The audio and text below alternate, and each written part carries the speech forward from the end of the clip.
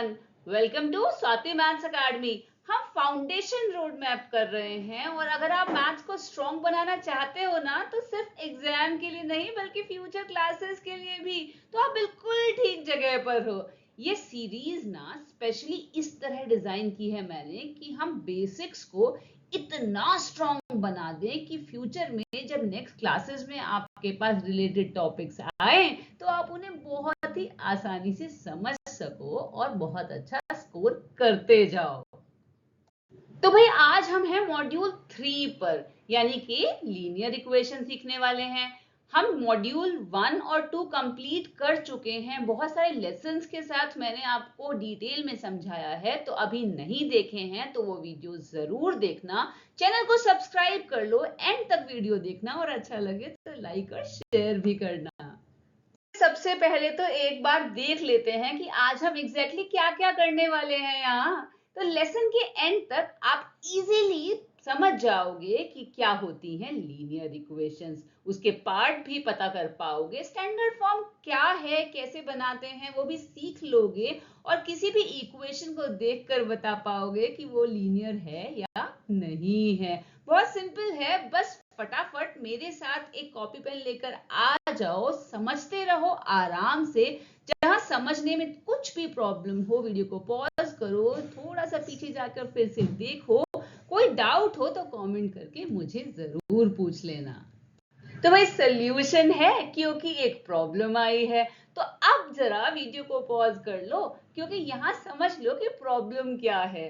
आपको क्या करना है, यहाँ स्क्रीन पर कुछ इक्वेशंस दी हुई हैं, तो आपको चेक करना है, बस गैस ही करना है कि इनमें से कौन सी लीनियर इक्वेशन हो सकती है और कौन सी लीनियर इक्वेशन नहीं हो सकती। चिंता मत करना, बस अपने आंसर्स मार्क कर लेना, क्योंकि वीडियो के एंड करते करते ना तुम खुद ही समझ जाओगे कि कैसे चेक करना है कि तुम्हारी कौन सी इक्वेशन सही है, लीनियर इक्वेशंस हैं, और कौन सी नहीं है।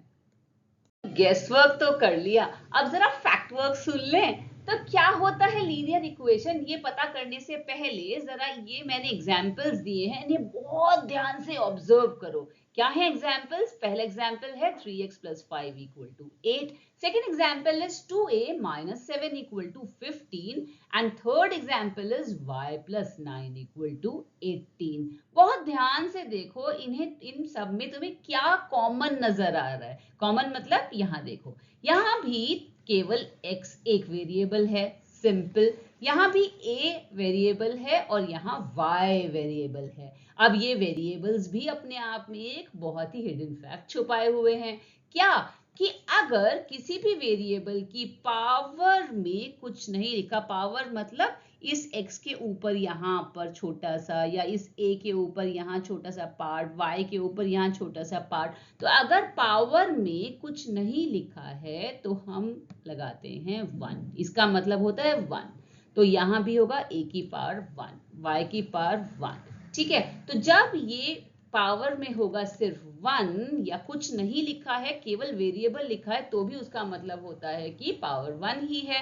तो जब 1 होगी तो होगी, उसको कहेंगे हम लीनियर इक्वेशन। बस यही समझना है, जहां भी पावर है 1 केवल वेरिएबल में, वहां पर होगा ये लीनियर इक्वेशन का ही एक एग्जाम्पल। समझ गए? अब चलो जल्दी से बता देती हूँ कि लीनियर इक्वेशन के पार्ट्स कौन से हैं। ऑल दो जिन्होंने कर लिया है मेरे साथ अलजेब्रिक एक्सप्रेशन वाला मॉड्यूल, वो तो मेरे बताने से पहले ही जल्दी से डिकोड करके बता देंगे कि इस इक्वेशन के पार्ट्स को क्या क्या कहते हैं, है ना? तो भाई हमारे पास एग्जाम्पल में है 3x + 5 = 8।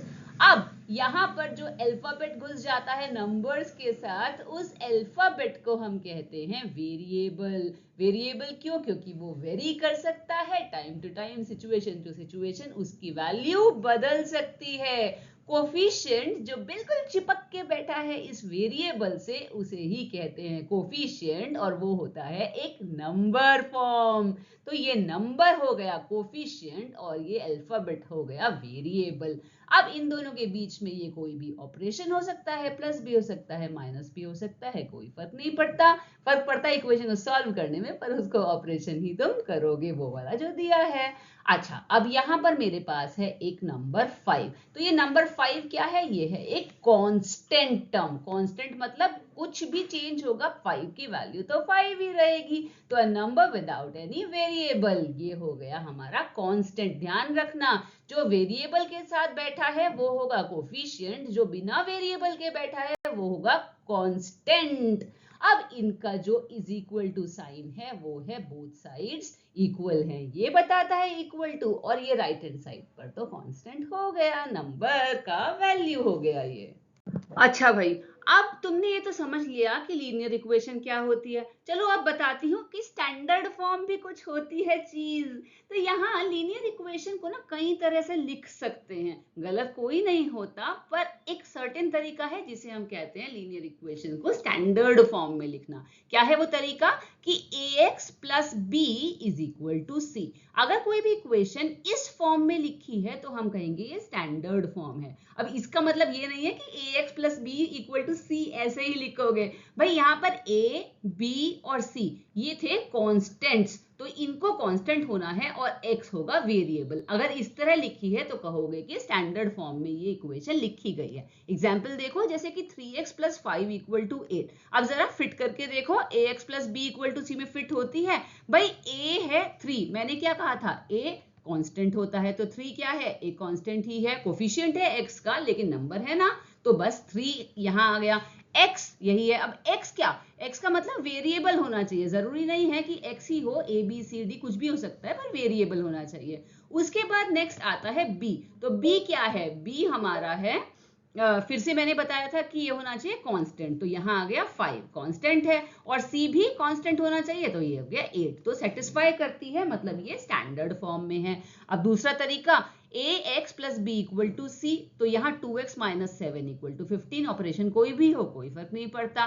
Third, ax plus B equal to C. यहाँ देखो, यहाँ तुम कहोगे मैम आपने तो कहा था x के साथ कांस्टेंट होना चाहिए, तो बेटा x के साथ कांस्टेंट तो मैं लगा सकती हूँ ना, क्योंकि x को अगर मैं 1 से मल्टीप्लाई करूंगी तो आंसर आएगा x ही। तो इसलिए x माइनस 4 इक्वल टू 6 भी लिख सकते हो, 1 से मल्टीप्लाई कर दिया, तो बस ये भी हो गई मेरी स्टैंडर्ड फॉर्म। अब एक और देखो, 4a प्लस 9 इक्वल टू 20। मैंने क्या कहा था? वेरिएबल, जरूरी नहीं x ही हो, वेरिएबल होना चाहिए। यहाँ पर a है तो भी ये स्टैंडर्ड फॉर्म में है। अब भाई जरूरी नहीं है कि सारी हमारी जो इक्वेशंस हो वो शुरू से ही स्टैंडर्ड फॉर्म में हो। कुछ ऐसी होती हैं कि कुछ शैतानी करती हैं, उन शैतानी को हम उनके कान पकड़ के ठीक कर देते हैं और स्टैंडर्ड फॉर्म में ले आते हैं।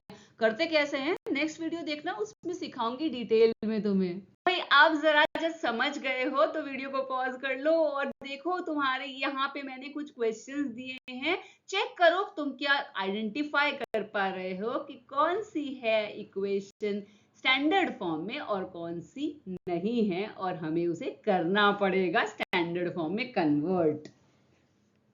तो भाई समझ लिया तुमने, अच्छी तरह से पूरा वीडियो देखा है तो तुम हो गए लीनियर इक्वेशंस आइडेंटिफाई करने के चैंपियन और स्टैंडर्ड फॉर्म में फिट करने के भी चैंपियन हो गए हो। तो बस चलो जल्दी से हम चेक करते हैं कि हमें कितना याद है। देखो यहाँ पर 3x plus 5 equal to 8, ax plus b equal to c, बिल्कुल ठीक है, ये स्टैंडर्ड फॉर्म में भी है। और लीनियर इक्वेशन क्यों है? क्योंकि x की पावर 1 है, तो ये हो गया बिल्कुल ठीक। Next, 2a minus 7 equal to 15, तो यहाँ भी a की पावर 1 है, तो ये भी है लीनियर इक्वेशन ही। y की पावर भी 1 है, तो इसे भी हम कहेंगे लीनियर इक्वेशन। अब जरा यहाँ चेक करो, एग्जाम्पल 4th में x की पावर है 2, x की पावर 1 होती तो लीनियर इक्वेशन है, x की पावर 1 नहीं है तो लीनियर इक्वेशन नहीं है।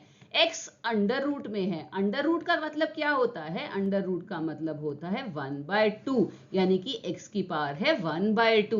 तो अगर x की पावर 1/2 है तो भी ये लीनियर इक्वेशन नहीं है।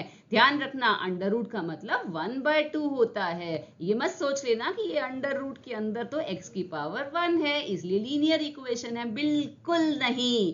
एक और चीज देखो, 5/x इक्वल टू 2। अब क्या गलती कर सकते हो? यहाँ भी सोचोगे कि मैम x की पावर तो 1 है। नहीं बेटा, x की पावर अगर डिवाइड कर रहे हो, क्यों है? अच्छा, तो मैं छोटा सा बताती हूँ, इसको क्या लिख सकते हैं, x की पावर नीचे 1 है, ठीक है, तो इसको ऊपर लाना पड़ेगा, तो हो जाएगी x की पावर -1 ऊपर आके, इसलिए ये भी लीनियर इक्वेशन नहीं है। x की पावर को न्यूमरेटर में होना चाहिए, डिनोमिनेटर में अगर है तो वो कंसीडर नहीं करोगे लीनियर इक्वेशन की तरह, तो न्यूमरेटर में ही होगी और पावर होगी 1, तो ही कहोगे तुम ये है लीनियर इक्वेशन। तो भाई चैंपियंस, सबसे पहले तो कॉन्ग्रेचुलेशंस क्योंकि पूरी वीडियो देखी है, दूसरा कॉन्ग्रेचुलेशंस क्योंकि ध्यान से देखी है, और तीसरा क्योंकि तुम हो गए चैंपियन लीनियर इक्वेशंस के। तो समझ लिया तुमने क्या होती है लीनियर इक्वेशन, पार्ट भी जानते हो, स्टैंडर्ड फॉर्म में भी कन्वर्ट करना जानते हो, कैसे करना है वो नेक्स्ट वीडियो में देख लोगे, पर स्टैंडर्ड फॉर्म पहचान तो जरूर लोगे, और बहुत सारे तुमने देखकर क्वेश्चन सही सही आइडेंटिफाई भी कर लिया है, तो गुड जॉब चैंपियंस। और बस आज हो गया अंडरस्टैंडिंग लीनियर इक्वेशंस का लेसन पूरा। सेकेंड लेसन में हम टेक्निक सीखेंगे कैसे सॉल्व करते हैं हम लीनियर इक्वेशंस को। मिस बिल्कुल मत करना, जल्दी से चैनल को सब्सक्राइब कर लो, जिससे जब भी वीडियो आए तो तुम्हें उसका नोटिफिकेशन मिल जाए। तो thank you so much for watching Swati maths academy. इतने सारे प्यार के लिए, वीडियोस को देखने के लिए, मुझे इनकरेज करने के लिए, जिससे मैं बनाती रहूं वो वीडियोस जो बनाती हैं तुम्हारे फाउंडेशन को स्ट्रॉन्ग। जल्दी ही मिलते हैं नेक्स्ट लेसन में, till then take care and good bye.